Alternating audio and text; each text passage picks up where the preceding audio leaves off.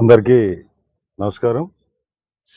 మరి రేపు 20వ తారీఖు డిసెంబర్ మన పెరవలి గ్రామంలో నిడదవోలు నియోజకవర్గం మా సోదరులు కందుల దుర్గేష్ గారి నియోజకవర్గం. రేపు ఉప ముఖ్యమంత్రి గారు ప్రతిష్టాత్మకమైన జల్ జీవన్ మిషన్లో భాగంగా సుమారు 3,050 కోట్లతోటి ఇక్కడ శంకుస్థాపన కార్యక్రమం ఏర్పాటు చేశారు.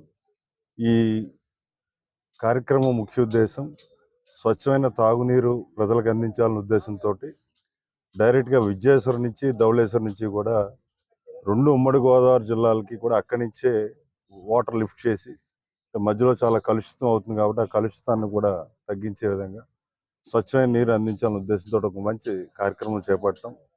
మరి పనిచేసే ప్రభుత్వం ఎలా ఉంటుందనడానికి ఈ కుటుంబ ప్రభుత్వం రాష్ట్రంలో నిదర్శనం.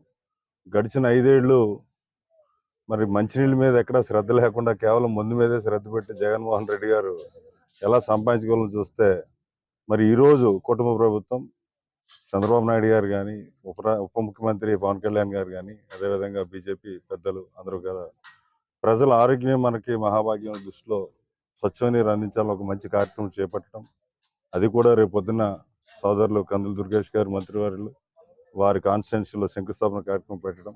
ఆయన దగ్గరుండి దుర్గేష్ గారు కార్యక్రమం అంతా కూడా పర్యవేక్షిస్తున్నారు.